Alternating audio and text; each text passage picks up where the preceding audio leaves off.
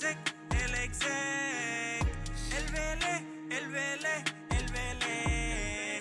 El fenómeno que todos quieren ser. El chamaquito que no pueden entender. How we doing, guys? Welcome to episode 100.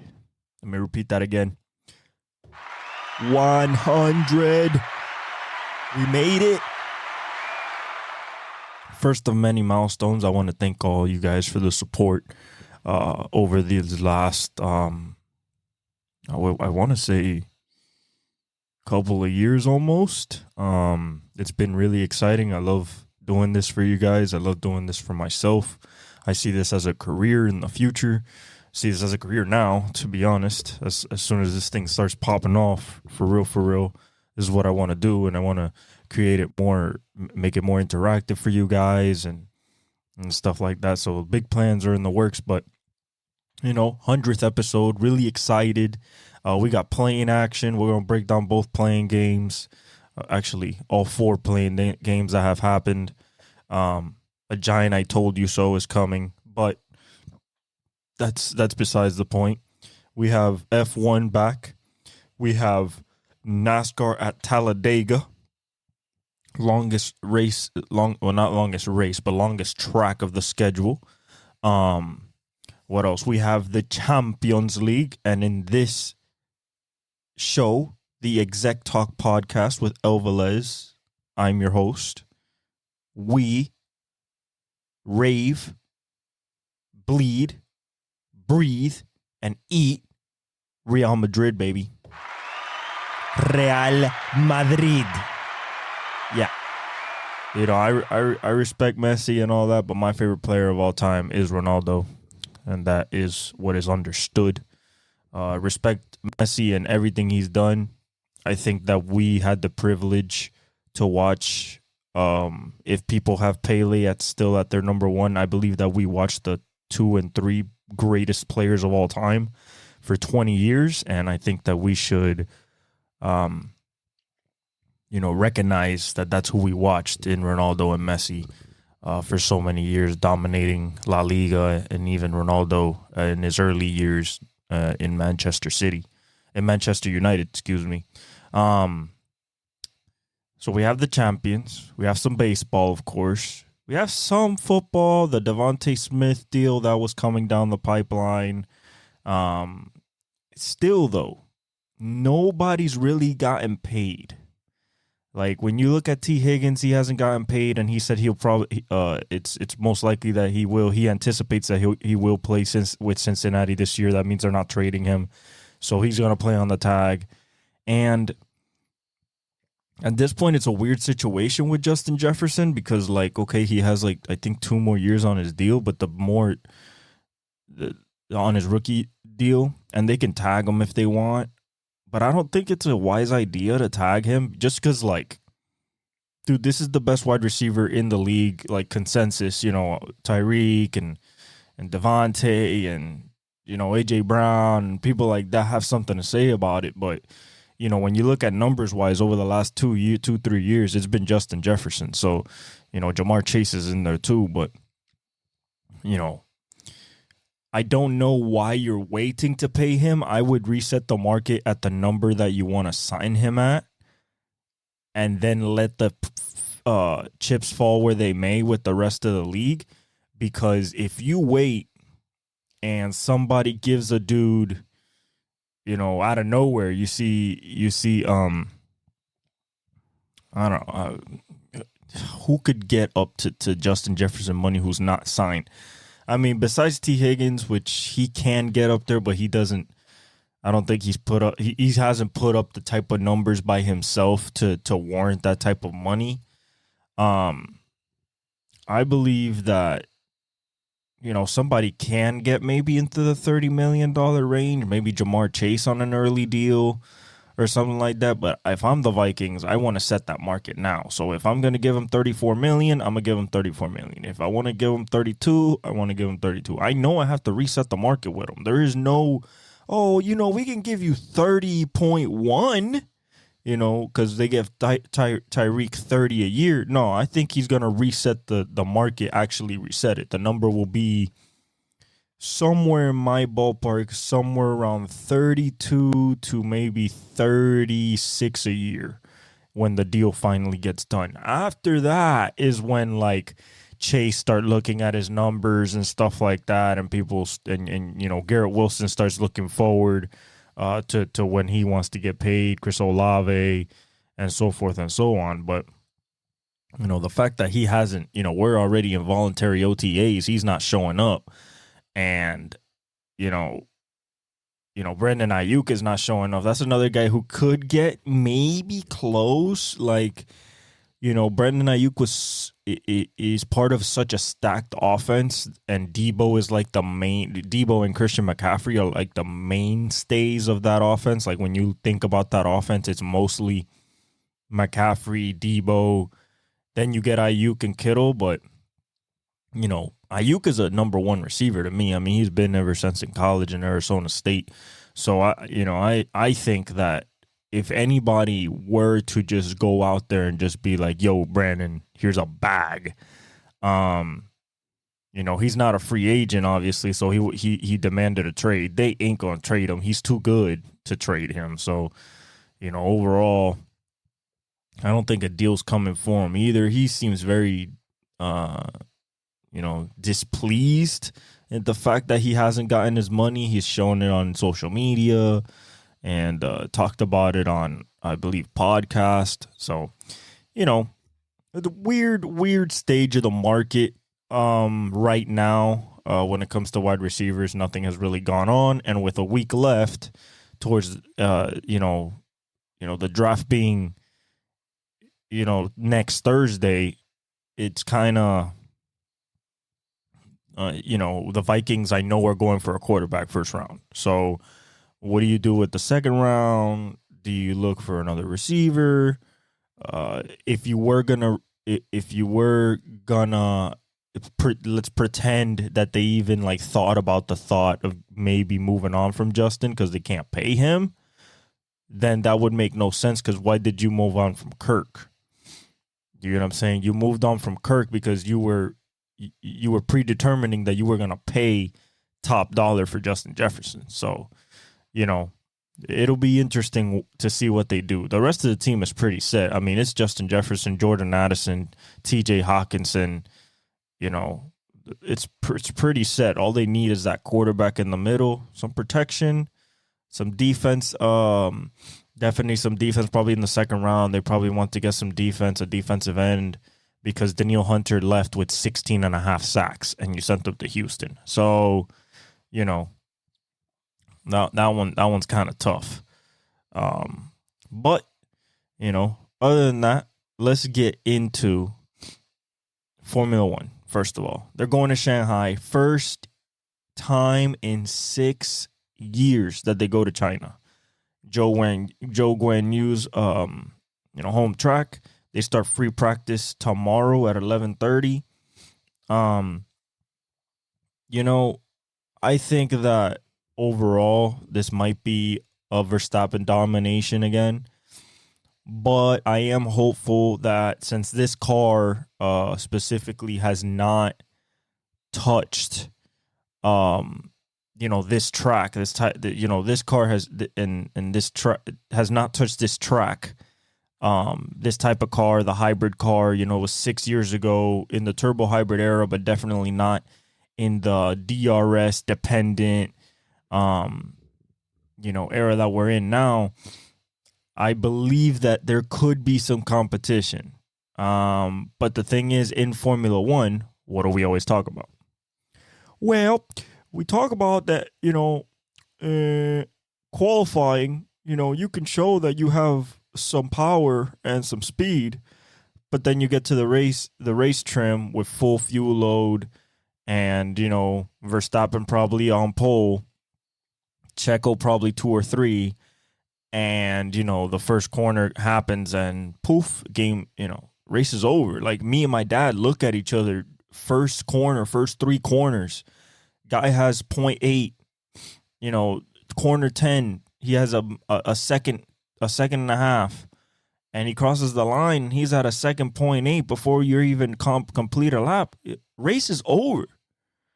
That's it. If a guy's pulling 1.8 seconds on the field when they're all going from a standstill, from zero at the beginning of the lap in side-by-side formation, come on, man. What can you do with that?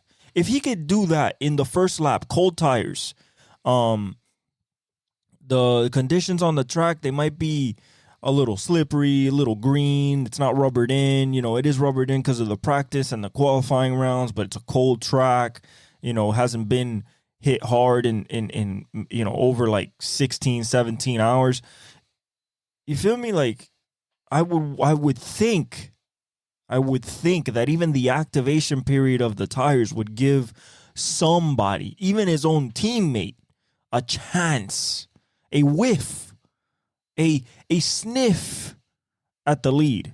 And it just doesn't happen. So although I'm hopeful because it's a track that they haven't been at in 6 years, not hopeful for the result, unfortunately. I mean, if Sainz pulls it off, if Leclerc wins, even if Checo wins, his own teammate, I'd be happy. But we might see that same number one Red Bull circling. You know, he doesn't even sound excited anymore when he wins. You know you got to win a lot. When you just win, you're like, good job, guys. Good job. Very good race. You know, the car was superb today. It was amazing. Thank you very much. That's it, bro. No excitement. No like, woo, nothing, bro. This guy's stoic, robotic. Team's robotic. Yeah, very good, Max. Very good. A great race, mate. Absolutely wonderful. Thank you very much, guys. Thank you. That's it. That's the celebration. You know, he pops some champagne in the stage and whatever, and sometimes jumps on his team, but there's not. Carlos Sainz, when he won, he was on the radio like, oh, like there was the passion of a win, you know, because it had been so long. Verstappen no got that no more. Even when Lewis wins, and Lewis hasn't won in a while, but when Lewis wins, like, he's subdued, but you can tell that he has gratitude. Like, he understands how hard it was. He puts most of the effort. He puts most of his praise on the team. Like, guys, you gave me a great car. Absolutely on rails today. You know, good job, guys. Great win. You know, because he's won 7 championships and he's won the most Grand Prix in the history of the series of the sport. But you can still sense that he understands how hard it is. Verstappen is nonchalant.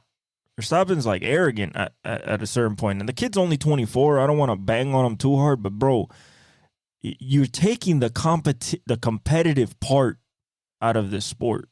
Something that's been done since 1950, and pushing the envelope and pushing the envelope and pushing the envelope. Even when Schumacher was winning 7 titles, and when Lewis and Prost and Senna, you know, there was still competition. You know, you look back at those championship fights, you know, they came down last 2-3 races. Bro, we haven't had a championship fight for that goes to the last 2-3 races in 3 years. That's awful for as a fan of the sport. You know that, you know, you want to see some passing. You want to see some. That's why NASCAR, people like, you know, people say, oh, NASCAR is for rednecks. I'm like, well, it's probably one of the most competitive racing scenes that you'll ever see. Anybody can win from 1 to 37. Anybody can win. Used to be 43. Now it's 37. Anybody can win. Anything can happen. I've seen people start last and win. Now, granted, those people and the races that we're talking about, just so I can give you guys context, they're going to Talladega this week. What does that mean? Oh, they talk about Talladega like it's like a godly track. It's like it's not a godly track, but it's the longest track on the calendar. It has 33% banking, so it's steep. Okay, they are plastered on this 33% banking oval, and it's 2.66 miles long. You know what that means? These guys hit 190 plus in stock cars. They used to hit 211, almost 220. Then they weren't safe enough, so they dialed it back, added more downforce dependency and aero. So the drag factor on the car is a little bit more, so you don't get to that 200 miles an hour. Now, will we see a 200 mile an hour lap? Maybe. In the draft, you're getting pushed by cars. That automatically adds 3, 4, 5 miles an hour to the car. So if let's say they're at 193, 195, and one lap they just, they all sync up and they're really good, you can maybe get a 200. I don't think they're at that level anymore. I think NASCAR wanted to definitely dial back that type of speed. So I think they'll hit 196, 197 max. And that's kind of pushing it because last year I think they hit a max of like 195, 194. So, 196, 2 miles an hour more, I think is a solid increase. I'm excited for this race just because, you don't know what's going to happen. It's just like Daytona. It's a super speedway. The unpredictability factor is insane. There's drafting everywhere, passing all the time. People get runs. The wrecks are huge. The big one's going to happen, whether it's with 10 laps left, whether it's with 200 laps left, even though I don't think they're running 200 laps at Talladega. Maybe they're running like 185, something like that. But maybe 150, 2.66 miles. Usually Talladega races are like such and such 400, such and such 500, which means 500 miles, 400 miles. So, maybe somewhere around 150 laps, I anticipate. But it is an exciting, action-packed. The pit stops are action-packed. If it goes into green flag pit stops are essential for track position, and you can't mess up in the pits. Kyle Busch is the defending champion. He was on the Pat McAfee show. He's looking to repeat. He's been running well, but not great.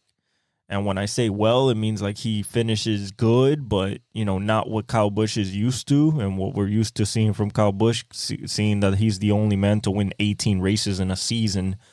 That was a while back, but, one of the winners of the sport in the history of the sport and a definite future Hall of Famer, two-time champion.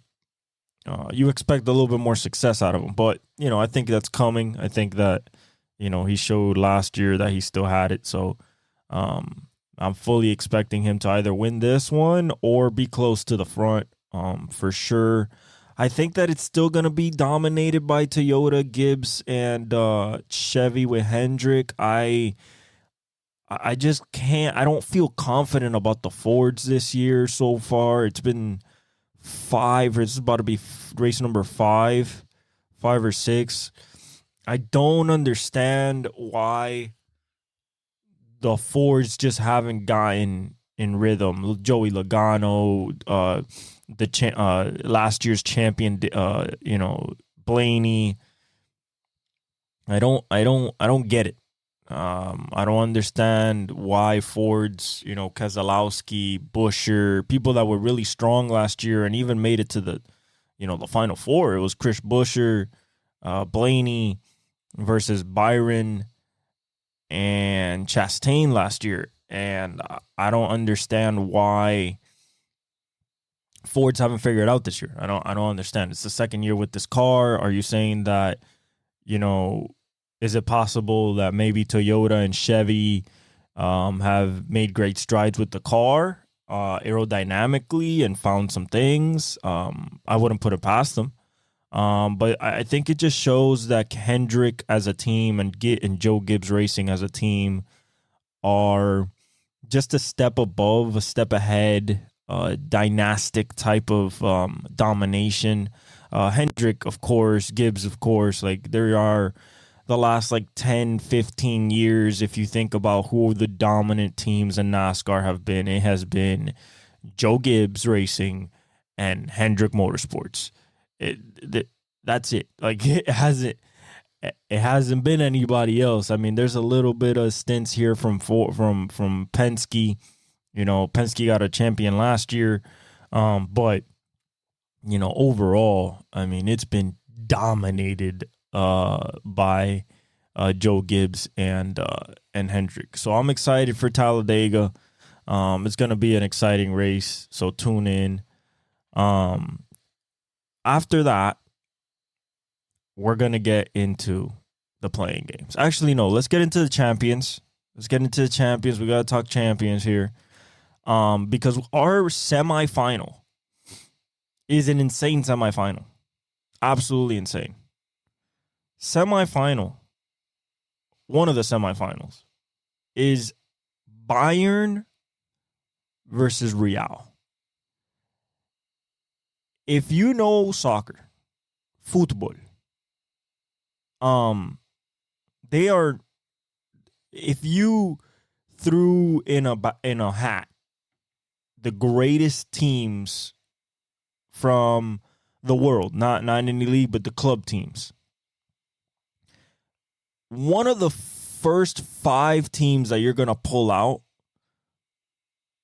or even the first 3, if you're really being honest with success, Champions League and everything like that, especially with the Champions League, is Bayern Munich and Real Madrid.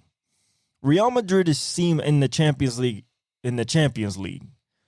Real Madrid is seen as the Lakers, the Celtics, 49ers, the Patriots, because the amount of success that Los Blancos have brought in the champions when they had Ronaldo and Benzema and even going back to Zinedine Zidane, is incredible. And even the announcers during the game when they were facing Man City, which I picked Real Madrid to win, and 15 minutes in, Rodrigo had us up 1-0 on a beautiful goal. And, we waited to the 75th minute to get tied.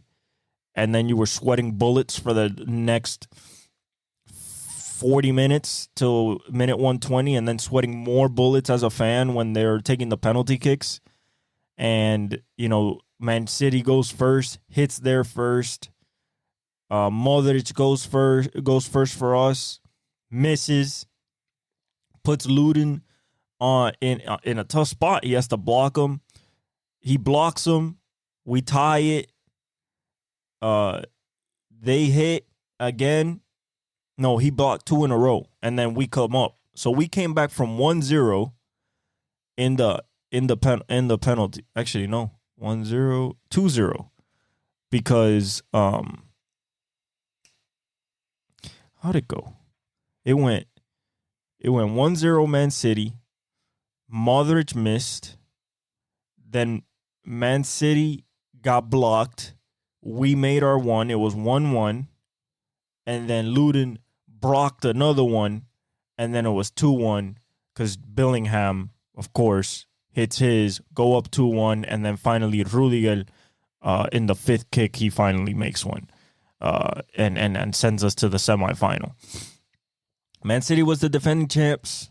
They're not going to defend their title. I love Man City. I've liked Man City since Yaya Toure, Kun Aguero. I mean, even before Kevin De Bruyne got there. So I like that. I like that team. It's my favorite team in the English Premier League, but it's not my favorite team overall. My favorite team overall has been and always will be Real Madrid.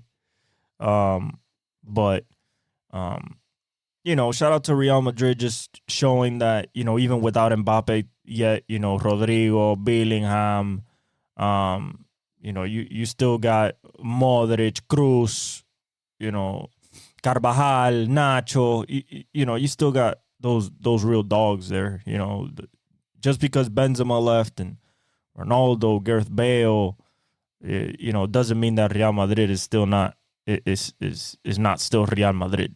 And they lead the La Liga this year over Barca. So, number 1 everywhere. And then we got Dortmund versus PSG. We got Marco Reus and the Dortmund squad versus PSG, Mbappe, that whole team. I mean, the whole team. I mean, both teams are stacked, but when you look at PSG, I mean, Kylian Mbappe, Vitinha, Ousmane, Dembele, you know.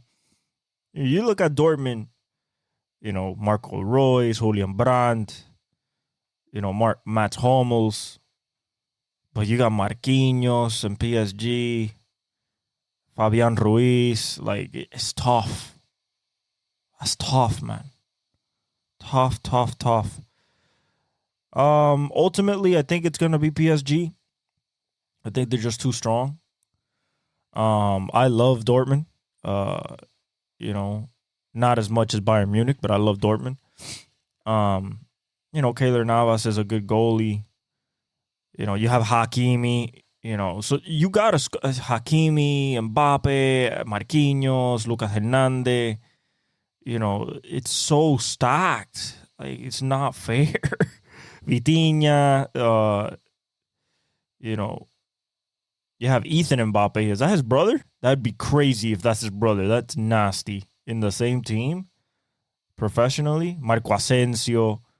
You know, so the team is stacked. I mean, when you go, you know, you go to Dortmund.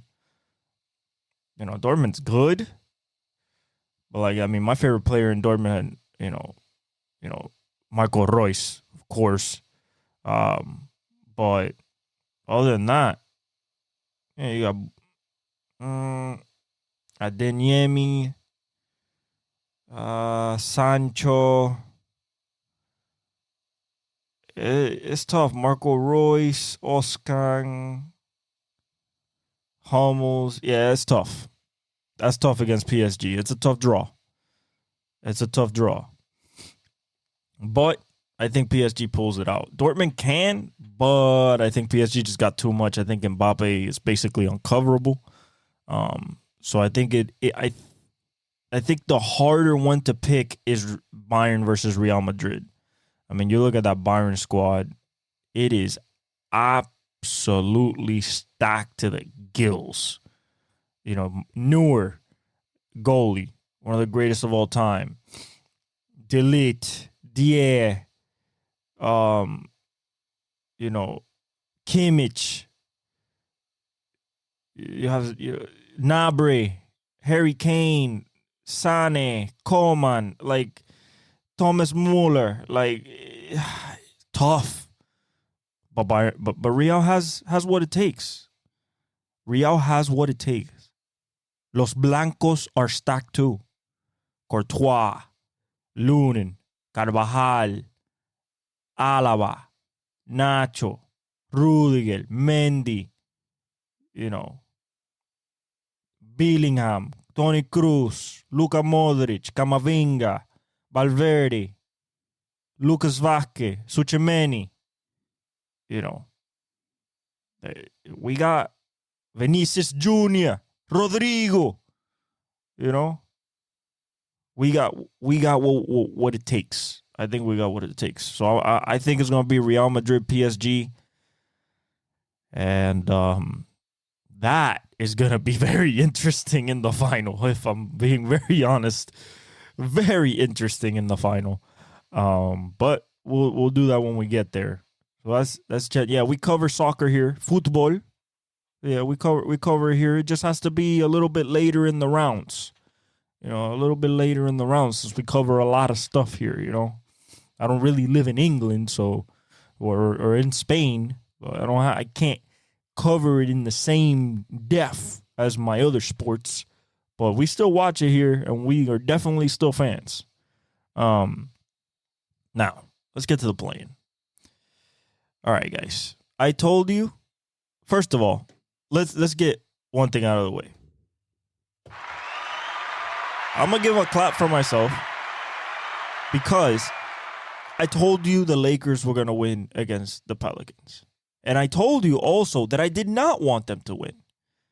I did not want them to win against the Pelicans. I didn't want them to even make the playoffs, if I'm being honest. Like, I wanted them to lose there and then lose in the second playing game. But, my mind is going to tell you what's actually going to happen, what I think is going to happen. And, Lakers won. What happened? I'll tell you what happened.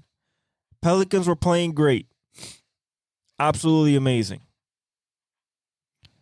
And then one thing happened to another.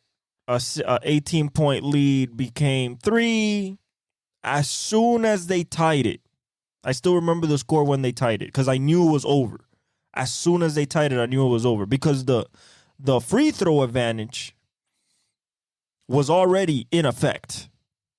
The whistle was definitely leaning Lakers.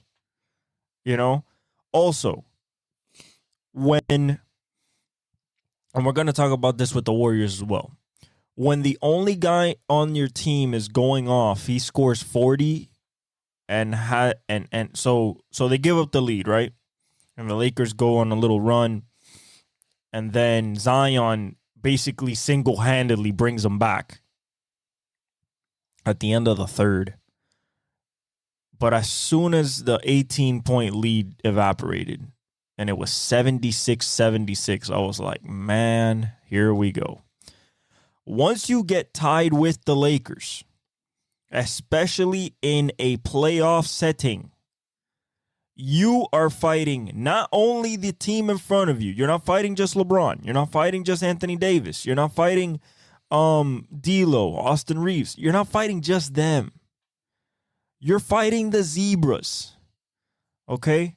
And what I tell you, that's Zion in the paint, banging, was not getting calls even though he went to the line. I think he took 10 free throws, I think. But on the other side, everything was getting called. Oh, a little here. Call. You know the song that I've always played for you guys, the Laker dance. That's the referee's favorite song. The Lakers are playing. Oh, we blowing. We are blowing on our whistle. It is a fact.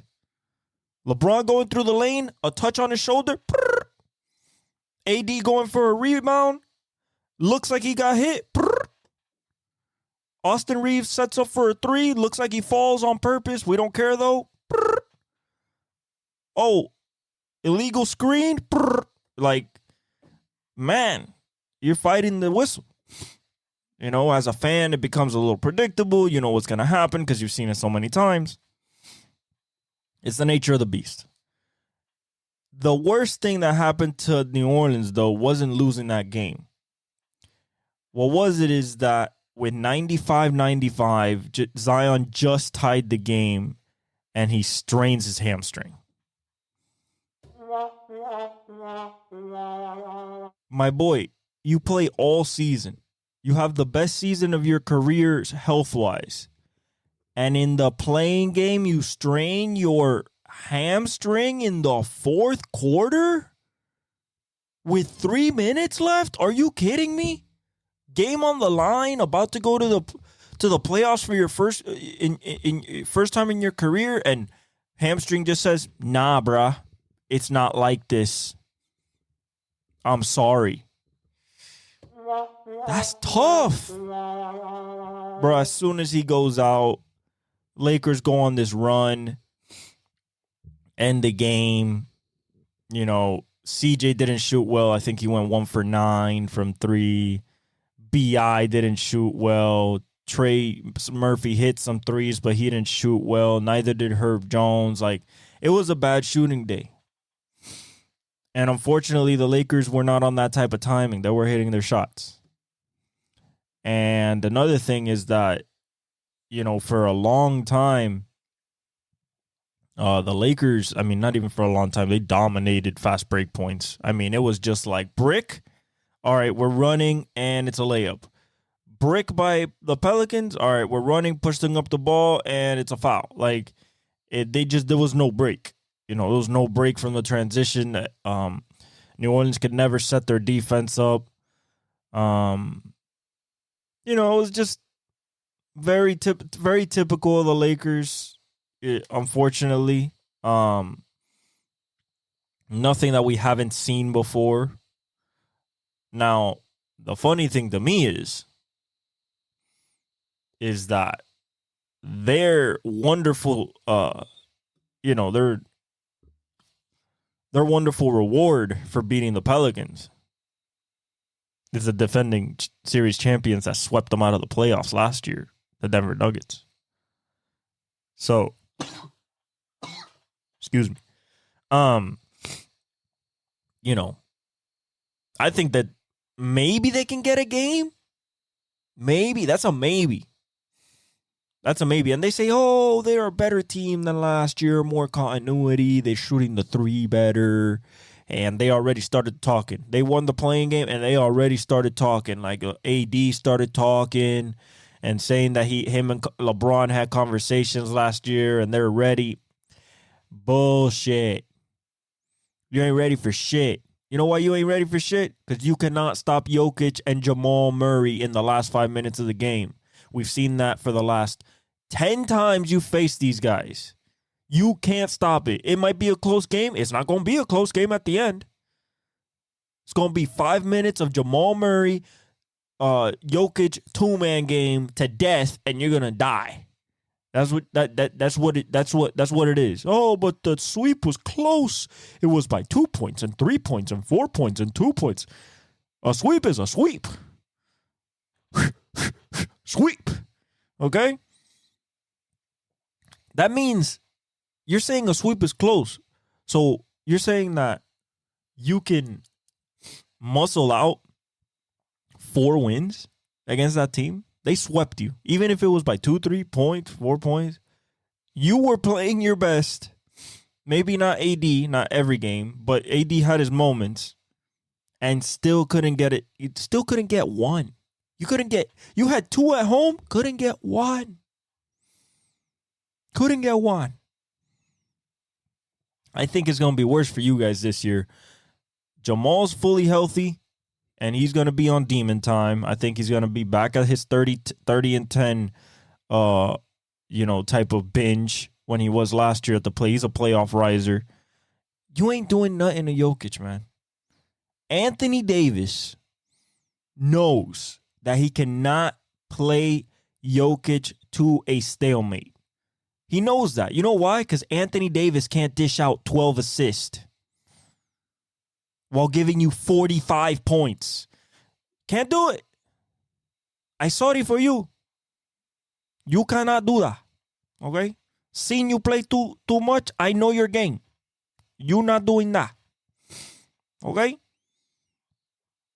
Oh, but LeBron can, he's healthier, the foot and everything. He's 39 years old. 39. One way or another, you guys are going to be down like 10, down by 15, even in game 1. And guess what LeBron's going to do? He's going to start expending energy that he cannot get back. Okay? He did it last year for a half and then gave you 0 in the second half because he was gassed. That's when you guys were down 3-0 and it was at your house. I don't think you have a chance.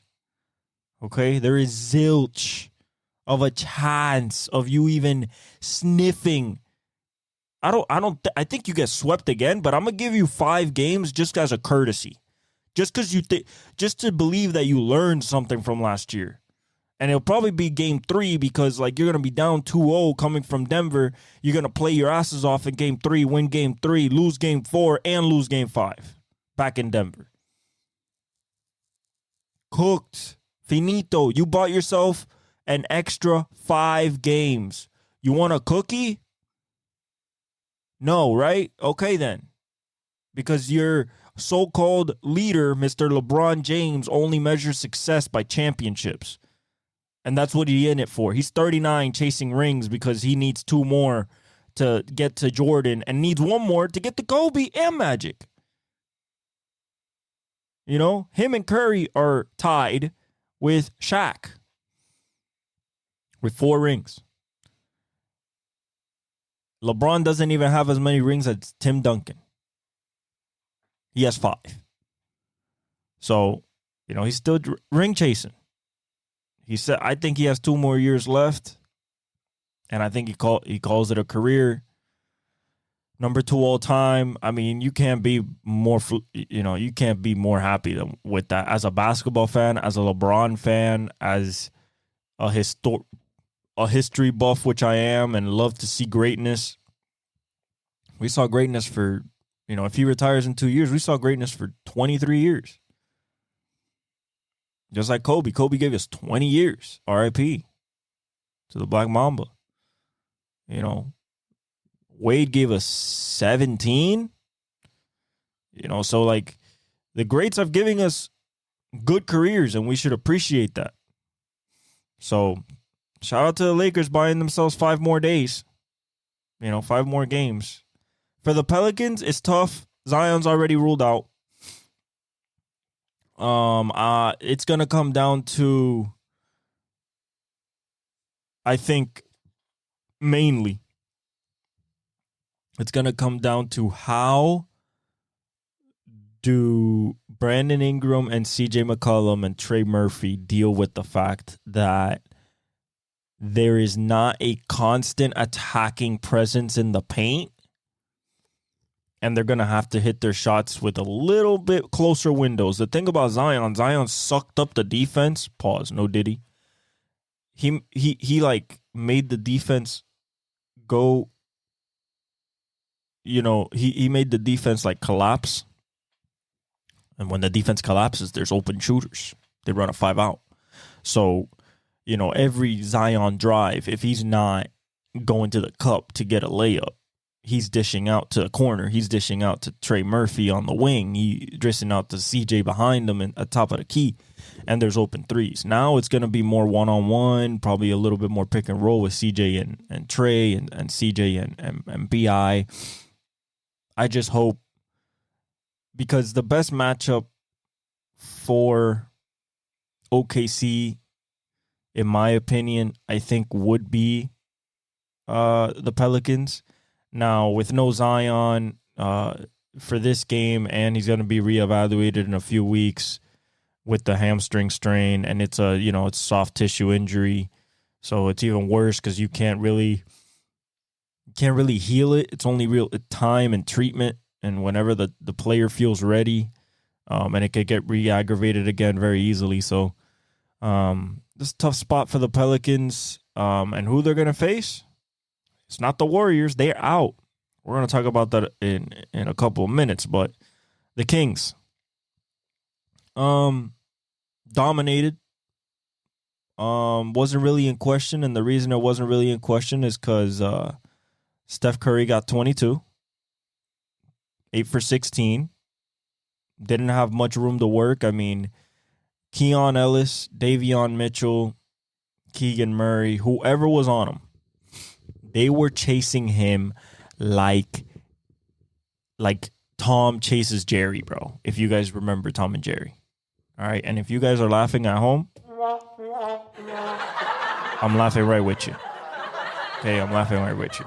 Now, this sound is also appropriate because for Clay to have his first game ever in his career of playing 12 points or more and not making a single shot. He went 0 for 10, 0 for 9 from 3, 0 points in the biggest game of the season. What are we doing? What are we doing? Kuminga's not starting. He provided a good bounce and energy off the bench. But he didn't start. They started Wiggins, Clay, Pods, Trace Jackson Davis, and Steph. And Draymond. But overall, is it over? I think the dynasty's over, but I don't think they break up the team just because I believe that Joe Lacob, the owner, I believe that Joe Lacob, Steve Kerr, And even Steph, Clay, and Draymond all understand what they have done and built there. And I believe they all deserve to retire Warriors, lifetime Warriors, just like Larry Bird did with the Celtics and Magic and Kobe and Tim Duncan.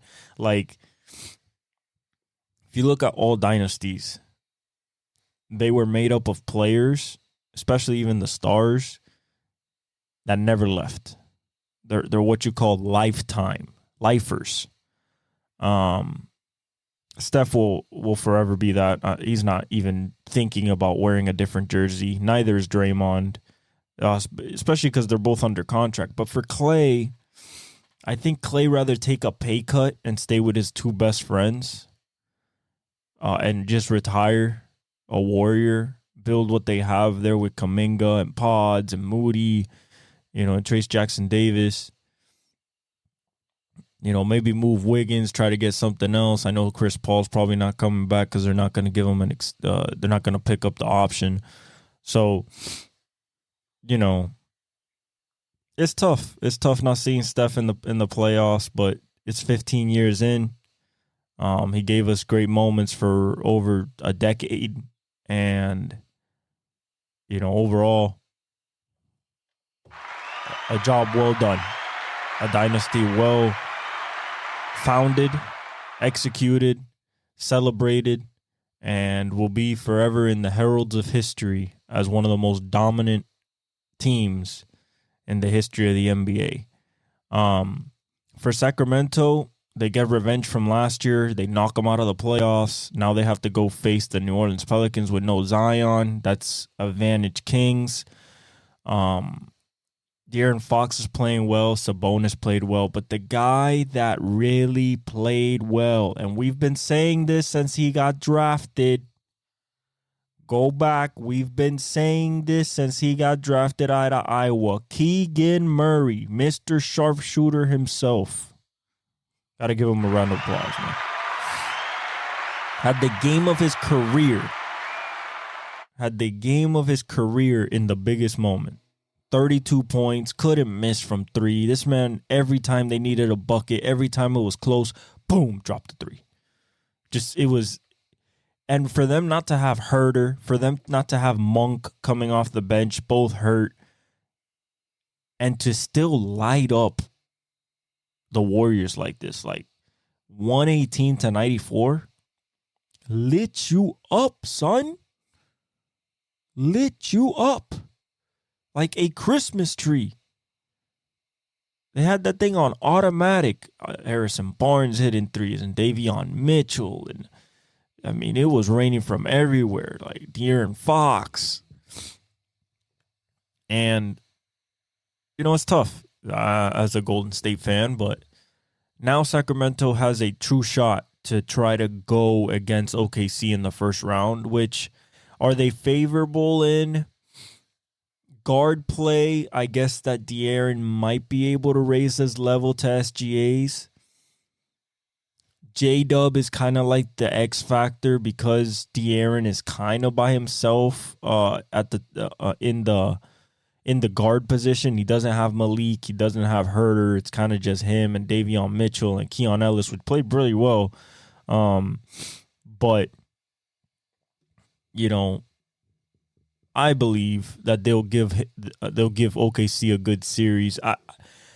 The Pelicans can win. Don't get me wrong; they can win this playing game against the Sacramento Kings. They're both hurt, but one of them is missing their number one dude. And when you're missing your number one dude, especially a guy like Zion, which plays very different, is a 1-of-1, and the game plan is it's kind of like stop him. If not, we're going to get torched. Without him on the floor, you lose a power multiplier there that definitely takes away not only from your depth, but also the amount of offensive firepower that you have out there as a resource to be able to maybe get through some tough stretches. You're not hitting shots, attack the rim. Well, that was what Zion did. And, and they ran point Zion. So who's going to be point guard now? Probably CJ. I don't know if it'll work for him, but you have David Alvarado if you want to put him in El Bori. But I think I see Sacramento winning this game. I just see De'Aaron Fox and Sabonis. Sabonis versus Valanciunas is tough because Valanciunas is taller, but Sabonis just bangs in the inside.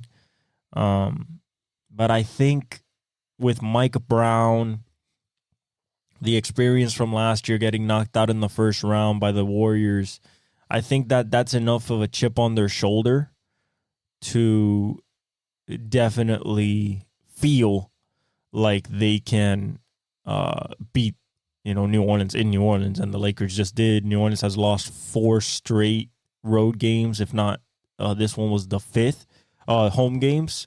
So they're on a losing streak at home, which is not good. You're supposed to be defending the house, and Sacramento's playing well. So very interesting game. I think I'm going to go with Sacramento. I think Keegan Murray, if he has another. So the thing about the playoffs is, and some people don't realize it because they're like, oh, it's just the playoffs. Like, this is where, let's say you have a guy. I mean, OKC is the perfect example, but I'm going to stay away from them for now because we're going to talk about them a little later. But if you look at a guy like Keegan Murray, if you look at a guy, again, OKC, you look at a guy like J-Dub, Jalen Williams. In the Timberwolves, you have Ant, but you look at a guy like, maybe Nickeil Alexander-Walker, Naz Reid. Those type of players, if they do well in the playoffs, like if they excel in the playoffs, their status during the season, for the next few years in their career is elevated. And a Keegan Murray scoring 32 in a playing game, and if he gets into this groove of like in the playoffs, he becomes like a 25, 30-point scorer and a 45% shooter from 3. This guy's going to get, all-star consideration next year and stuff like that. Like, that's how the playoffs work when it comes to like building stars and finding stars. Same thing as Jordan Poole. That's why he got $120 million from the Wizards this offseason, just because of his postseason play, because of what he did. So in the championship run in 2022. So I think Keegan Murray has a shot, especially being a high draft pick. He was 8th pick. I think he has a shot at like definitely making his star bigger than it already is. He was, first team all rookie last year, but I just believe that, he's coming into his own. The game slowed down for him. They're allowing him to take more shots, especially without Malik Monk and no Kevin Huerter there. So he's taking more of the onus on the offensive end, trying to take away pressure from Sabonis and especially Fox. And he's hitting right now. So if he starts showing up like that, then we're going to be definitely talking about something of a series against OKC, in my opinion, even though OKC has the size, not the physicality. Sacramento has the physicality, but not the size. It's a weird dichotomy. I think SGA is the best player. But I think Sacramento, with Mike Brown, such a brain at the head of the table as a coach, I think that they have a couple problems that they can pose to OKC. But I think OKC can get away with everything, especially if J-Dub. Because the thing is, so let's say Keegan Murray does wake up and he's like 25, 30 a game in the playoffs. That's his regular self. First round, first game, he drops 28. Okay, but on the other side, you have SGA. SGA is going to give you 30 plus no matter what, especially in the play. I don't expect SGA to not score 30 every single game in the playoffs. I don't care if they run a box and one for this guy. They ain't doing it. Okay, same thing with Luka. Like, these are guys that if they get under 30, it's an anomaly. Okay, an absolute anomaly. So, if SGA is giving you 30 plus, I'm expecting a plus. He averaged 31 in the season. I'm expecting 33, 34 in the playoffs efficiently. But J-Dub is giving you 25? 28 and then Chet gives you 20, now you're dealing with a really tough decision as a defense. Because it's not only them three. Then Isaiah Joe can hit some threes. Kenrich Williams can hit some threes. You got Cason Wallace that can hit some threes. You got so many people that can just light you up. So that's going to be tough. But I think Sacramento gets it done against the Pelicans. Now let's talk about the Heat. Okay. I told you the 76ers were going to win. And I bet that you guys were like, you're a Heat fan. How could you do that? And Jimmy and playoff Jimmy and everything. Because I watch basketball. This is not a show about fandom. Okay? We just talked about the Warriors.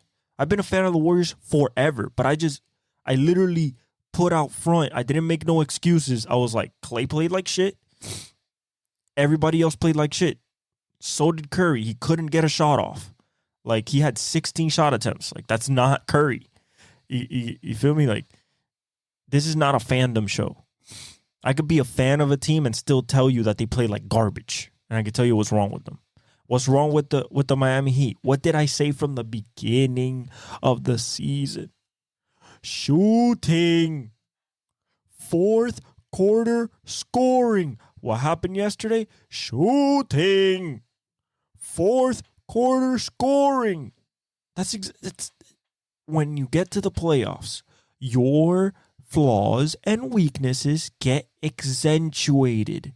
They get presented in a more bold fashion because they're attacking it. It is a constant desperation to win, and to win, they'll do anything. Well, if you can't shoot, they're going to force you to shoot. They're not going to let you in the paint. You know, and the defense was playing well. The zone was causing problems. We were up at halftime by a lot. Stephen A thought we were going to win easily. I told my dad, I was like, hey, if we win this game, we get the Knicks. And he was like, oh, okay. But and I was like, but it doesn't matter if we win this game by 2. Because if we want... So, what did we do last year? Guys, we went to the finals last year. You know what's the problem with that? The expectation is to get to the finals again. That's the expectation. It's not, first round exit against Boston, we had a good season. Nah. No. It's, we got to make it to the finals again. We have a finals team. We can win the championship. That's the mentality. So I told my dad, we have to blow out the Sixers for us as fans and for them as players to understand what is required to beat Boston. Because that's what it's going to come down to. Can you beat Boston? In the East, that's what it is. Can you beat Boston? They're favored in every series by a mile. They have them literally written in the finals since the beginning of the season. And it's only gotten stronger since then. Okay? So I told my dad, hey, we have to blow them out. What happened? We start blowing them out. But what is time and time again, what rears its ugly head are bad shooting, missing threes, missing jumpers, missing putbacks, not rebounding. It's all part of how we collapse. And we collapsed again. Why did we collapse? I don't know, because we're facing the guy who was unanimous MVP until he got hurt. Why did I say the Sixers were going to win? I told you Joel Embiid is back. If Joel Embiid is back, guess who gets more open? Tyrese Maxey, Tobias Harris. He's never played with Buddy Hield. He can make threes. Kelly Oubre. And guess who killed us yesterday? A 37-year-old Frenchman who hasn't been relevant since he played for Portland. Nicholas Batum. That's who torched us yesterday. That's who beat us. Nicholas Batum. Every time they needed a three, every time they needed something big, boom, Batum was there. Putbacks, threes, everything. It was gut punching to see. Gut punching. And then Embiid hits a three. We have to play the foul game. And, we lose. But I said we were going to lose. Now, can we beat who I thought was going to win against Hawks and Bulls, which it was the Bulls, and they won 131 to 116?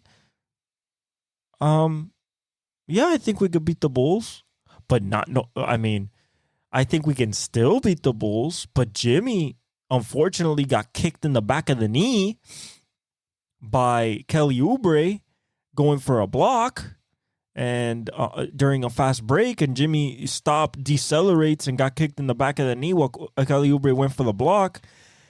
And he, unfortunately, he sprained his MCL.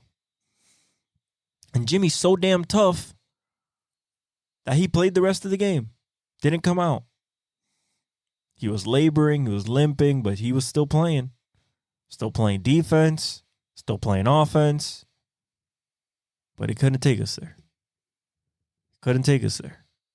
Tyler Hero couldn't take us there. Terry Rozier is not there. He has a neck injury, and he's out for tomorrow's playing game as well. So we have no Jimmy, no Terry Rozier. You know what that means? Our lifeline. And remember, our reward for winning tomorrow's game is the Celtics with no Jimmy. They already ruled him out. So think about this. Our hopes just went from, oh, you don't want to see Miami, to, damn, are they about to get swept by the Celtics? That's how much Jimmy Butler means. Sprained MCL, nothing to play with, obviously. I think he's going to try to play through it with a brace. I mean, Jimmy, he's already ruled out for tomorrow, though. That's obvious. He played through it, probably swolled up on him. He was in definite pain, so I understand him being out. Tyler Hero. Please, Tyler, do you want to be a star in Miami? Do you really want to raise the level of the credibility that you have in this city, in this town, in this basketball center? Score 35 tomorrow. Beat the shit out of the Chicago Bulls. Show us that you have it in you to be a playoff riser, to when we need it the most, you're there. Same thing, I'm looking at you, Jaime Jaquez Jr. I know you're a rookie, but I know you got it in you. I saw you at UCLA for 4 years, kid. You're 23 years old. You're a grown-ass man. You better put in work. You better be Jimmy when Jimmy's not there. That's what you were all season. We need you to be for real now. You need to take 20 shots. You need to be living in the paint. You need to be dishing out, playing defense. Bam Adebayo. Getting 2 fouls in the first 5 minutes of a game is not ideal. You don't understand that you are our best defender. You don't understand? Gets 2 fouls on Joel Embiid first 5 minutes of the game. I'm like, well, there goes our defense for the next, 6 minutes. We held our own, we scored, but our hot streaks don't mean that much to me, man. When we have a hot streak shooting and we go up by 10 or 12, 18, yes, we were up by 18, guys. Up by 18 and we lost. We lost. You know why we lost? Because we can't shoot the ball consistently. Because we can't find offense in the last 5 minutes of the game because our offense is so stagnant and so boo-boo, kachoo, garbage. For us to be a playoff team, it was on our defense. That's what it was. We were playing great defense, getting into passing lanes and getting steals and everything. We forced so many turnovers, and what happened? We just couldn't score in the crunch. What did the 76ers do? Score with Batum, score with Embiid, Score with Kelly Oubre. They could score. I was plain and simple. They could score. We couldn't. And that's why.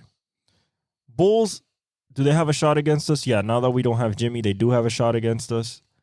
Kobe White went for 42 against the Hawks. So again, a guy like Kobe White, drafted out of North Carolina 4 years ago. Really good college player. People thought that he was going to be the next big thing. Got picked in the lottery. I think top 6. Didn't show much first 3 years because he was behind some people and Lonzo and a bunch of shit. This year, shows out, puts some big performances, wins some games for Chicago, becomes their point guard.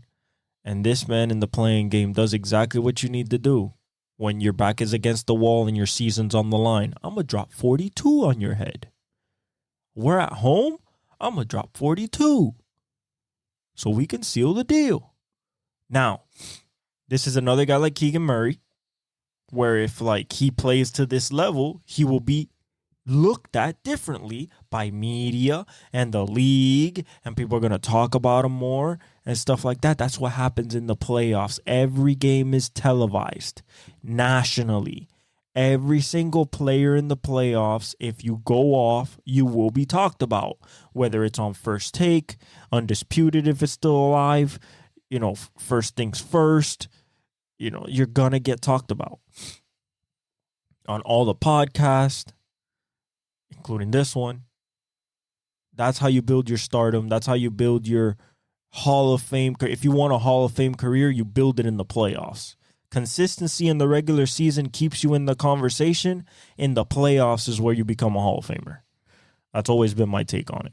Even though there's regular season Hall of Famers, but, there's always the asterisks of he wasn't a playoff performer. So he's not like a instant lock for people.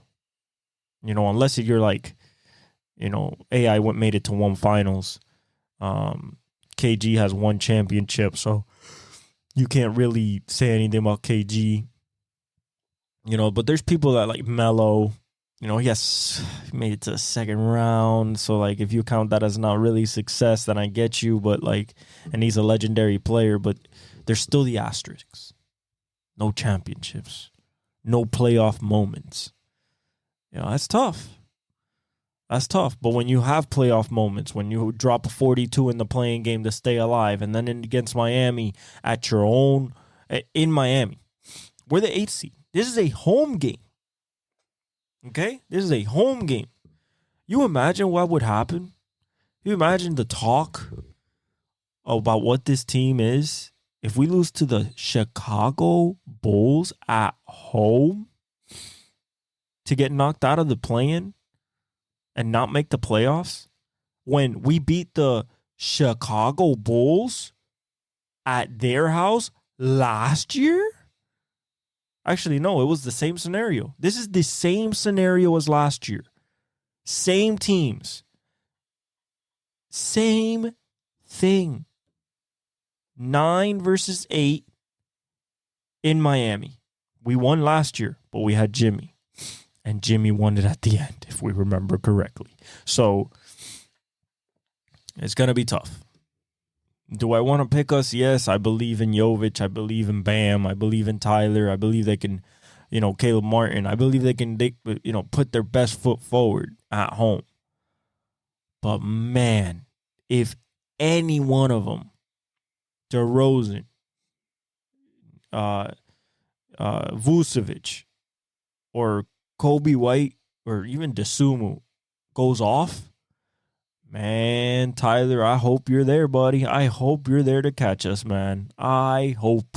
Because if I am expecting 30 points from Bam Adebayo, I might as well wish upon a star. Shout out to Pinocchio. I want to become a real boy. Yeah. Yeah, I want to become a real team. That's what you guys should be saying. We lose our leader, I want to become a real team. Well, Tyler Hero, you want to become a man? You want to become a guy that people look at as hey, man, in the playoffs, he really shows up. Tyler Hero, we need 30 a game. 30. from you. I'm talking straight shooter here. I am talking about you take the reins of the offense and you need to go score. If you don't shoot more than 20 times tomorrow, I'm going to be disappointed. You need to lay it all on the line. You're at home. We're fighting to go against Boston again with no Jimmy. Let it all hang out. This is for the season. You feel me? So, yeah, 76ers versus the Knicks. Hey, man, if you look at that series really closely, Embiid is the best player on the floor, but he's not fully healthy. You saw that yesterday. The knee was bothering him, especially at the end of the game. He was holding on to it, fixing the brace. So if the Knicks, this is going to come down to who gets game one, I think. Because it's going to be in New York at Madison Square Garden. If they win game one, you better believe they're winning game two. If Philly can't go in there and go steal one in game one, the amount of momentum that the Knicks are going to have. And the thing is, Jalen Brunson's a killer. He's just going to go after it. But if DiVincenzo gets confidence from three, if you have Josh Hart hitting you for rebounds and steals and just nitty gritty, you have Mitchell Robinson murdering you on the offensive boards, it's going to be a tough series for the 76ers. Now, that's what goes without saying. If Embiid just shows up like a monster and is just on that type of timing, and Tyrese Maxey, we could be looking at a seven game series. Now, let's put that in perspective, right? That is in a bubble world where Embiid can never get hurt again. Okay, we don't live in that world. We live in the real world, where we've seen this man get hurt every single playoff series. Every single one. This man has broken his face. This man has hurt his knee. He's hurt his foot, his toe, his ear. He's hurt everything. Okay? He is a walking glass 7'1" door that weighs 280 pounds. Okay? A window. Now, can he not get hurt and dominate? Absolutely. Can he get hurt and they fall apart? Absolutely. What's more likely? I think that he possibly gets hurt. He's already hurt. He's coming off a surgery, a pretty serious one, torn meniscus, nothing to play with. He got his requisite amount of rehab and everything, but that brace is big, and it looks like his stamina's not back yet. But if he can score 35 plus, it doesn't matter. Because the Knicks doesn't have anything to combat that after Brunson. So if you get a 50, 60, 70 bomb from Maxey and Embiid, you can't absorb it. As a team, you can't. You don't have that type of 1-2 punch that they have. And that's the tough thing for the Knicks. That's the tough thing for Stephen A. to swallow. He's like, orange and blue skies. Orange and blue skies. Well, guess what? It's gonna be blue and red. Looks like it's gonna be blue and red because if you can't stop Embiid. So you got to hope Embiid just misses. That's what you're hoping for. It's just like KD. You got to hope Embiid just misses his jump shots. If he's even close to the efficiency he was in the season, you guys are telling you. You're screwed, bro. As a Knicks, you're screwed. Because Brunson can't shoulder the load of 60, 70 points. He can shoulder the load for 35, 40, but not 50 to 60. DiVincenzo has to hit at least 4, 5, 6 threes. You got to have Josh Hart playing on all cylinders, McBride, Mitchell Robinson. You got to be so good. And Thibodeau is going to run a 7-man rotation. He's going to run you guys into the ground. And then when you look at shooting, you look at the 76ers. Joel Embiid can shoot the three. Tyrese Maxey can shoot the three. Buddy Hield can shoot the three. Kelly Oubre this season can shoot the three. Batum can shoot the three. Kyle Lowry can shoot the three. You got a problem. Now, am I picking the Knicks to win? Yes, because I believe Joel Embiid is going to get hurt. Yeah, it's inevitable. He's also struggled when he's been healthy in the playoffs. He struggled to play his way. He got a good one yesterday. Let's see what he does in round one. For the other side, OKC, actually, that's not decided yet. Denver, Lakers. Listen,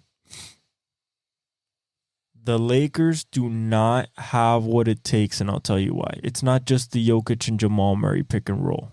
It's not just that. It's the fact that if they cannot stop MPJ from scoring 20 plus and shooting 40 plus % from three, you are getting swept. Okay? It's going to be another one for you guys against the same team. Why? Because maybe you can offset 35 and 12. Not 12. I don't think you're surviving a 35 and 12 from Jokic. He didn't last year. Let's say you hold Jokic to 28 and 8. You kind of hold Jokic a little bit. And AD gives you 33 and 12. Okay? Let's see around that. LeBron gives you 28 and 8. Okay? To try to offset Murray's 30 and 7. What is the break? What's the tiebreaker? The tiebreaker is that I trust Michael Porter Jr. way more than I trust Austin Reeves or D'Lo. That's the tiebreaker. If I need 20 points on good shooting and efficiency, let me get the 6'10 sniper, please. Not the 6'2, 6'3 guards. Don't need those. Let me get the 6'10 sniper that all I have to do is get him an inch of separation and he's shooting that bitch. And, 4 times out of 10, that shit's going in. And that's really good in the NBA. That's Hall of Fame worthy, 40%. So, he's a little bit off the catch. He's rebounding more. He's passing the ball more. So he's more overall as a player. And he's absolutely 100% healthy. 100%. So if you can't stop MPJ, don't even worry about even matching up with Jokic or Murray. Because they're going to give you what they're going to give you. If they break the game plan and give you 35 each, you're already screwed. But if it's a close game like it was last year because of the you're not beating MPJ. You're not. 6'10", high-ass release point, quick release. You're not. You got to hope he misses. And in the playoffs, at least this season, he didn't. So I don't think in the playoffs he will either. I think he's locked in.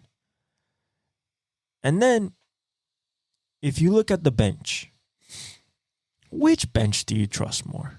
And people say, but Denver has a very young bench. I'm like, it doesn't matter if Jokic is playing on the floor. The only minutes that the Nuggets have to really worry about is when Jokic is off the floor. Because running through just Jamal is kind of tough. Because they can zero in on him more. He's not coming off the perfect DHO, dribble handoff. He's not coming off the perfect screen. He's more cooking on his own. He can do it, but it's not as effective. That's the only time the Lakers could take advantage. Guess what? When Jokic is out, Anthony Davis is out. When Jamal Murray's out, LeBron is out. So even in the minutes that it's the bench units, I don't care. Denver has done it before. I think Colin Brown's going to play great. I think maybe Julian Strawther makes an appearance. Reggie Jackson is a proven commodity. Not worried about the Denver bench.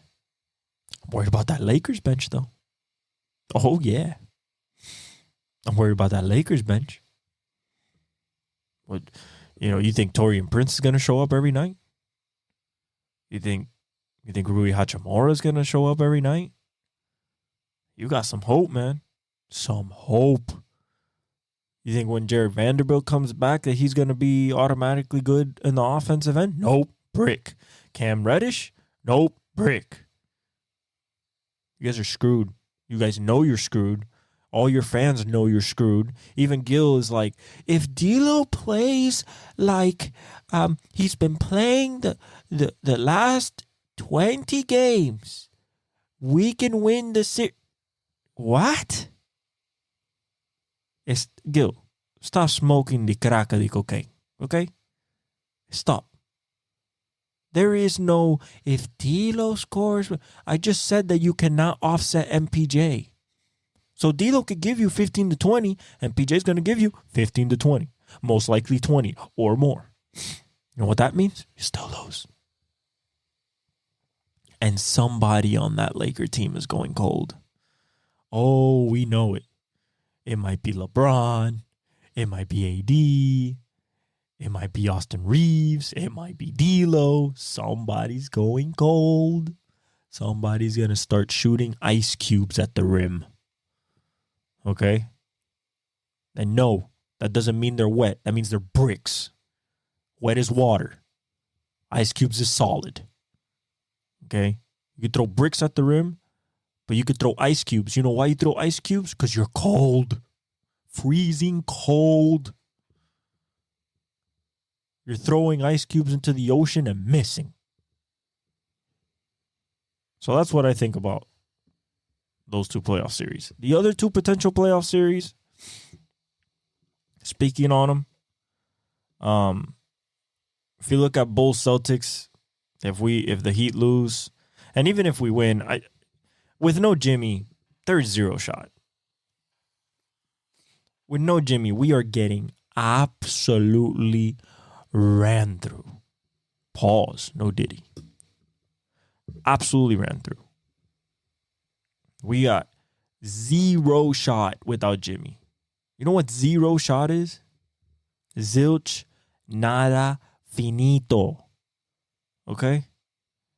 If the Bulls win against us, they're getting absolutely mollywopped.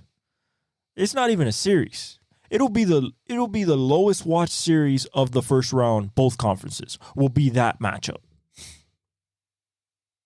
And I think the most watched series, will be, I think it's going to be Clippers Mavericks on the West side. I think it's going to be the most watched series. Because, that it's that big and it's that close. But, Boston, they got away with one. As soon as Jimmy went down, I was like, oh, man. Boston's just the sigh of relief. I could hear it from here all the way from Boston. Oh, my God, we can finally beat them. That's what they said. They were like, oh, Jason Tatum's like, oh, I don't have to see 22 on the floor. Jaylen Brown's like, I don't have to see 22 on the floor. Missoula's like, I don't have to see that cornrow dude. Yeah, it's unfortunate, but it happens. Moving on to the MLB. And you guys might say, oh, no real NFL talk today and everything. Guys, you're getting my mock draft. I'm thinking of dropping it either Tuesday, so next episode 101, or, getting, recording on Wednesday and then dropping at 9 a.m. of the draft on Thursday, my mock draft. So we'll see when I drop it, but you're getting it next week. First 3 picks are already locked in. It's literally Caleb, Jaden Daniels, Drake May. It is not changing. That is your top 3 picks. If any one of those teams, especially let's not even count Chicago. Chicago already made their pick. It should be, they shouldn't even run the clock. It should just be, now the 2024 NFL draft is now open. On the clock is the Chicago Bulls. It should be an immediate with the first pick in the 2024 NFL draft. The Chicago Bears select Caleb Williams, quarterback, USC. A second shouldn't even go off the ticker because everybody knows that's who's going number 1. 2 should go Jaden Daniels. If it's any other pick than Jaden Daniels, Cliff Kingsbury, Dan Quinn, they're all stupid. Absolutely retarded. Do not, it's an easy pick. Easy. 6'4", Kyler Murray. What more do you want, Cliff? The only concern that you had about Kyler Murray was his height. Because he was 5'11". 5'10". This guy's 6'4". 6'4". That's it. Rocket arm. Good mechanics. Runs a 4.3. You don't need nothing else. Nothing. You already have the offense. You added a lot of pieces on the defense with Dan Quinn. You don't need nothing else. And then for the Patriots, guys, listen. If you don't go into this draft knowing that you're going to be the bottom feeders of the AFC this year, I really feel bad for you because you're really setting yourself up for a sad season. A lot of crying, a lot of disappointment. Come to the grips that the dynasty is over. Bill Belichick is gone. The Gerard Mayo era has started. The first thing that you guys should get is a quarterback that you can start for the foreseeable future. Now, you're not going to start him this year. You have Jacoby Brissett. Maybe you can survive. I don't think so. You have 0 wide receivers. So I think you just pick him, sit him, let him learn. Next year, you have your quarterback. If you guys trade down, if you guys pick another pick, you guys will be laughed at. Okay? Laughed at. Maybe not by a lot of the experts. Maybe by people in the social spaces, like me and other and other platforms. Maybe not PFF, because I think I went through their mock draft and they don't think that Drake May should go to the New England Patriots. For Drake May, I don't think he wants to go there. That's where quarterbacks go to die unless you're Tom Brady. So I think overall the draft really starts at number 4. And there's only 2 names that we're looking at number 4, ladies and gentlemen. This is just a teaser for the mock draft. Only 2 names. I'm just going to give the 2 names and we're going to move on to baseball. It's Marvin Harrison Jr. and J.J. McCarthy. Possible trade. We've been talking about it for so long. Will the Cardinals sacrifice Marvin Harrison Jr. to move back into 11 and possibly have a shot at Brian Thomas Jr.? Because I know Marvin's gone, Malik is gone, and Rome's going to be gone. If the Arizona Cardinals even have a inkling that Rome Odunze, which is the 3rd on the wide receiver board, even though he's a top tier player, Malik is not going to be there. The next team after the 4th pick will pick Marvin Harrison, and the next team after that will pick Malik Neighbors. I don't think it's. They're too good of players to even pass up on them. Like, it goes beyond need, and those both teams that come after the proposed number 4 pick goes to the Vikings, they're all needy for wide receivers, so they're gonna take them. Rome's going 9 to Chicago. I don't think that's even a question. So 11, you get Brian Thomas Jr. So you still get a high ceiling guy and an absolute freak. I mean, an absolute just genetic just anomaly. But you don't get one of the top 3 guys. And if you believe that Brian Thomas Jr. could be like the pseudo Justin Jefferson of his class and be the best at the end of the day, or the A.J. Brown, by all means, do it with confidence. Because at the same time, if you do trade that pick, what are you telling Kyler Murray? Hey, Kyler, listen. So we had an idea. I know you said you wanted Marvin Harrison Jr. You know, he's a generational talent and the bloodline and everything. But, you know, we had a better idea. How about we trade down? We get some picks. And at 11, we'll get you Brian Thomas Jr. And if Kyler's like, okay, I can work with that dude, cool. If not, take Marvin Harrison Jr. Don't trade the pick. But yeah, you know, you guys will get the rest. And it'll get juicy because I am coming out firing. In the MLB. The standings are wacky. In the AL East, not really.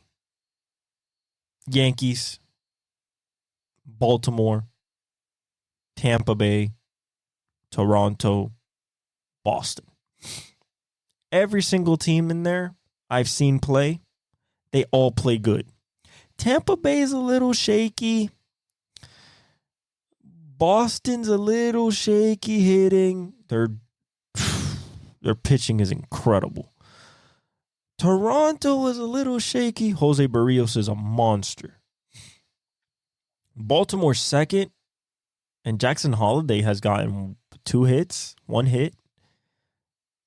You know, Adley Rutschman hasn't woken up. It's literally been on Gunnar Henderson and Mountie and Colton Cowser.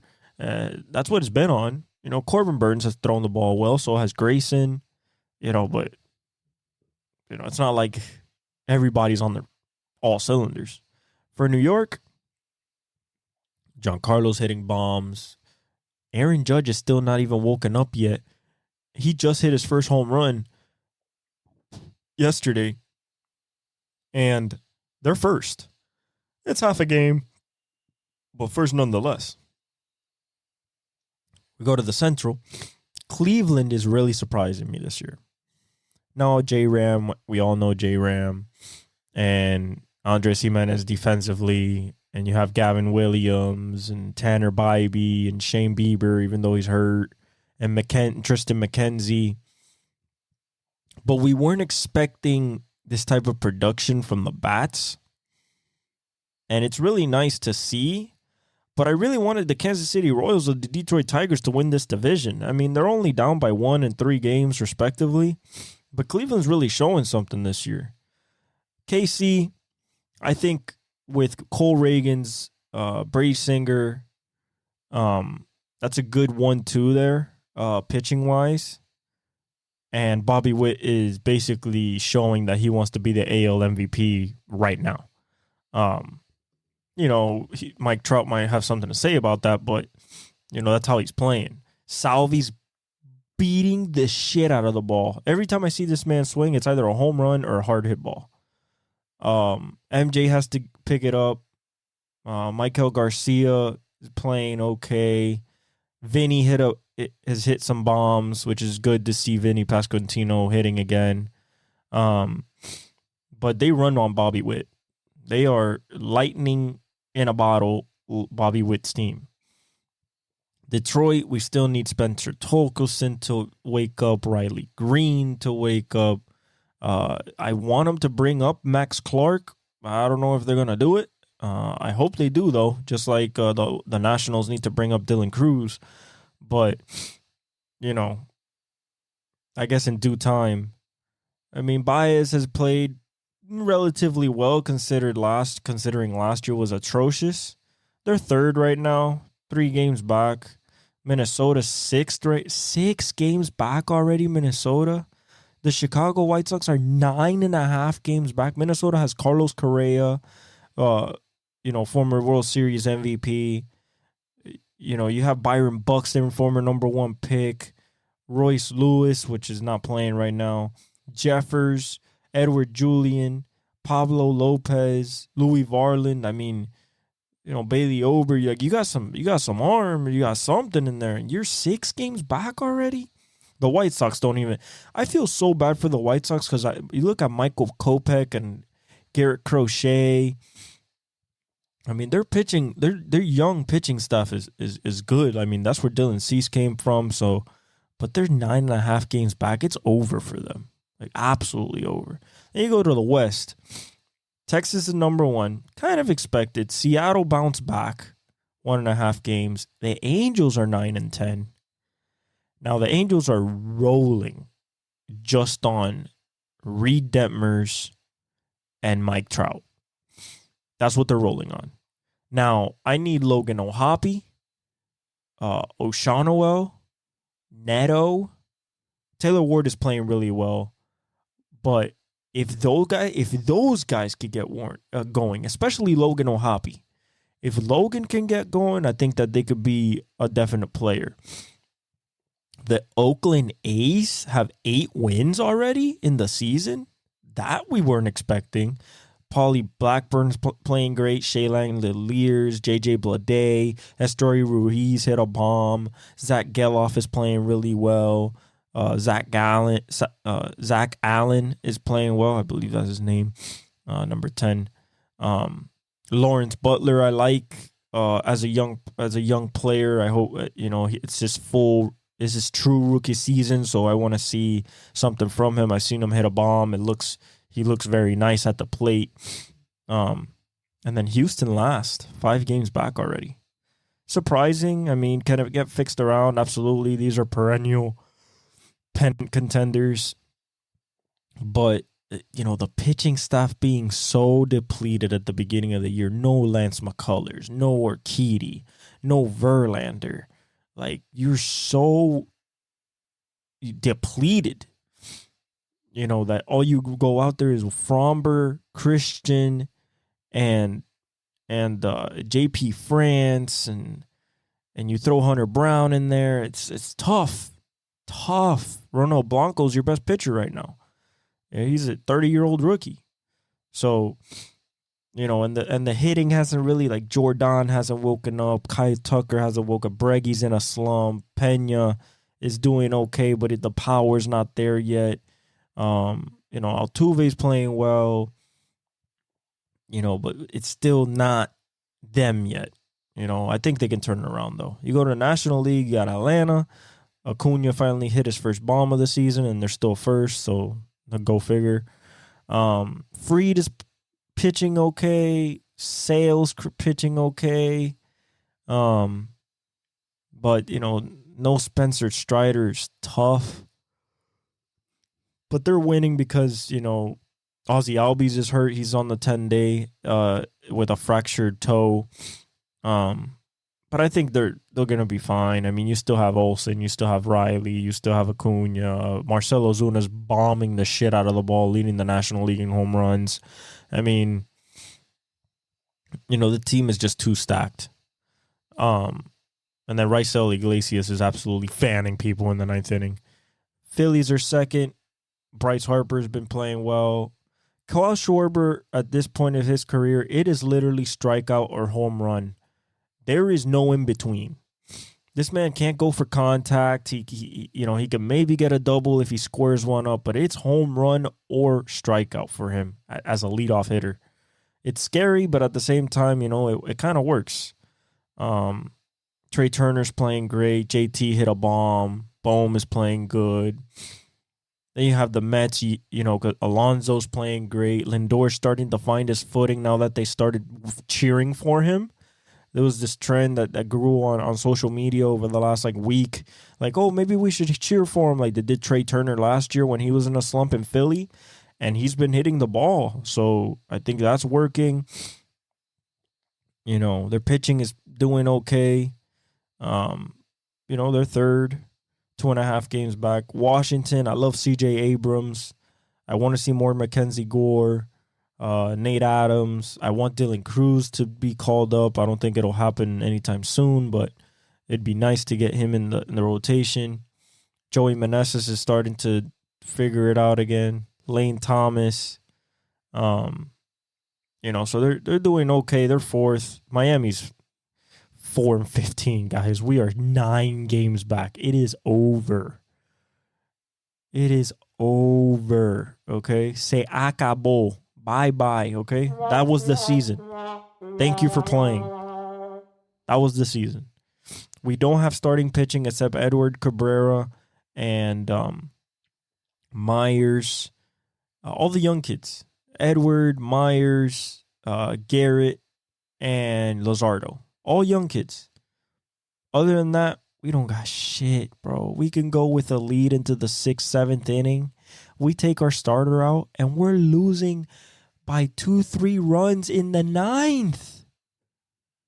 We're giving up 8 runs in our bullpen. It sucks. Jazz is not hitting the ball like he's supposed to. Jesus Sanchez. Arias is starting to figure it out again.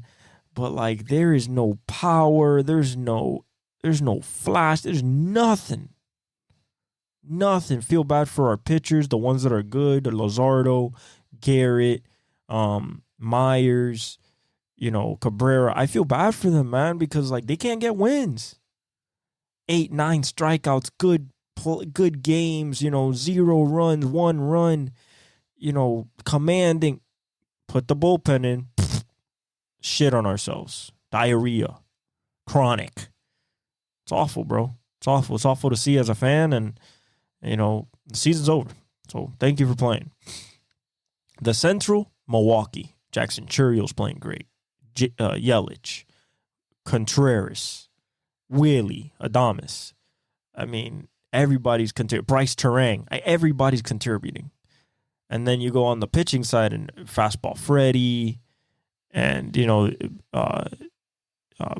Miley, he pitched well. He got hit off the knee and he had to he played in the game, but then it kind of hurt him a little bit. Checked on him again, stayed in the game, pitched a good game. They won. But yeah, man, Milwaukee's playing great. Then you got Chicago. Morel's playing good. And Bailey's playing well. Swanson's hitting the ball. Nico Horner, and they're moving the ball too. Pitching's doing well. Justin Steele. And, they're pitching the ball okay. I mean, they're 11-7. They're hitting more than pitching, really. Kyle Hendricks has struggled a bit and stuff like that. Alzolay is a great closer. Pittsburgh is 11-8. I think Pittsburgh is just kind of waiting for Paul Skeens to just be ready, but he just threw, I think, I forgot what the tweet was, but I think it was like 17 strikeouts in AAA. Like, bro, it is time, okay?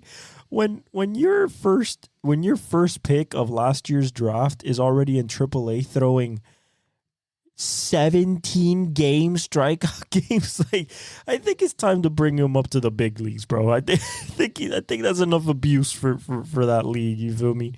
But bringing in to a rotation with a guy like Keller and Jared Jones. I mean, they're going to be scary once Paul Skeens gets up there. McCutcheon's playing well. Triolo's playing well. Reynolds. Cruz has to find it again. Key Bryan has to find it again. I haven't seen him play the last few games. I think they were just, trying different lineups and stuff like that. Captain Jack Sawinski, he's been playing well. But, I think their pitching is what's going to take them deep into possibly the getting to the postseason this year. Cincinnati 9-9. It's a lot of up and down with them. Ellie hits a bomb. Ellie strikes out. You have Spencer Steer have a good game. Then you have India have a good game, and Encarnacion Strand and Benson, but none of them click together. And then on the pitching side, you have Ashcraft and Abbott and Hunter Green and Lodolo.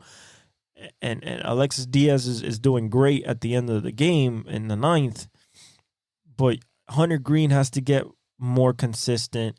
Lodolo, we haven't seen enough. Ashcraft has good stuff, like really good stuff this year. Abbott has really good stuff this year. It's just about consistency.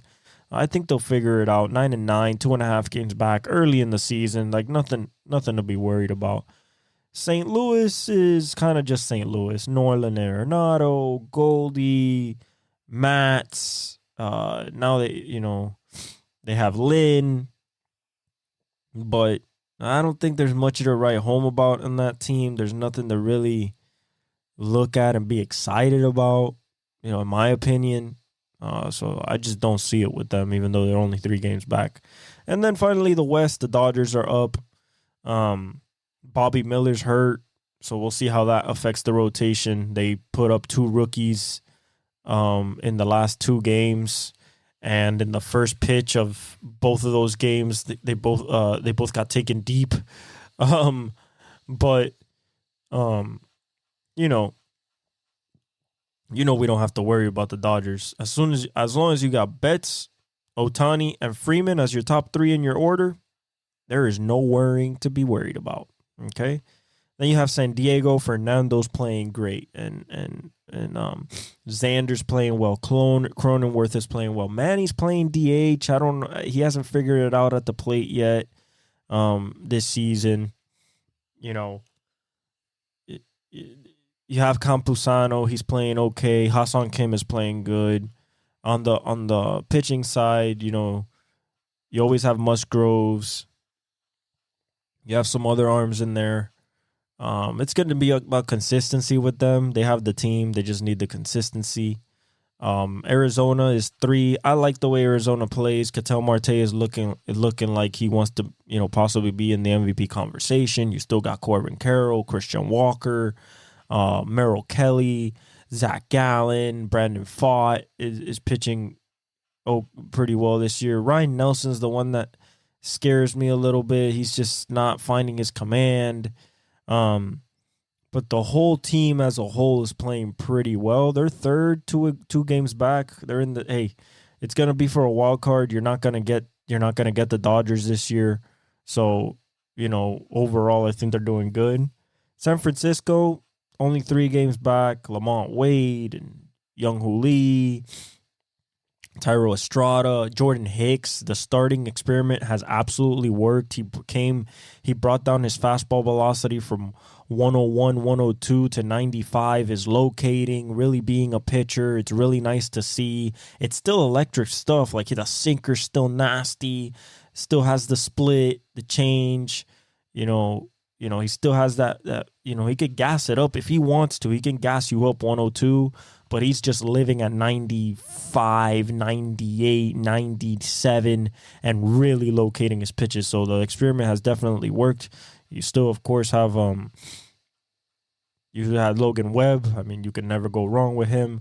They probably have the best closer in the majors right now, besides Sugar in the Mets, and that's Camilo Doval. I mean, he is nasty. Of course, we don't have the Mountain this year.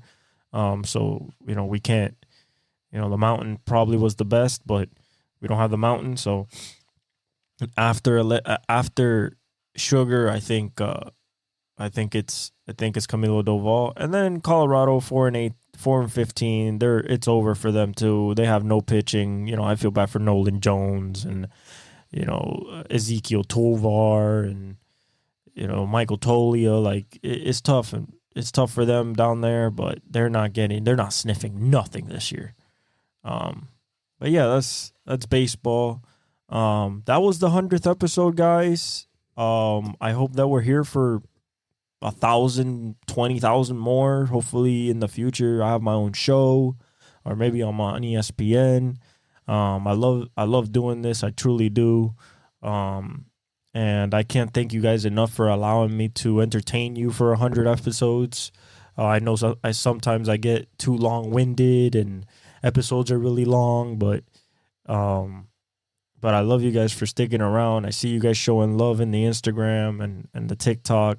More reels coming, more clips coming.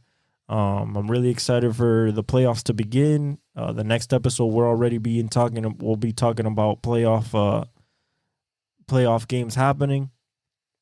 So I love you guys. Thank you very much.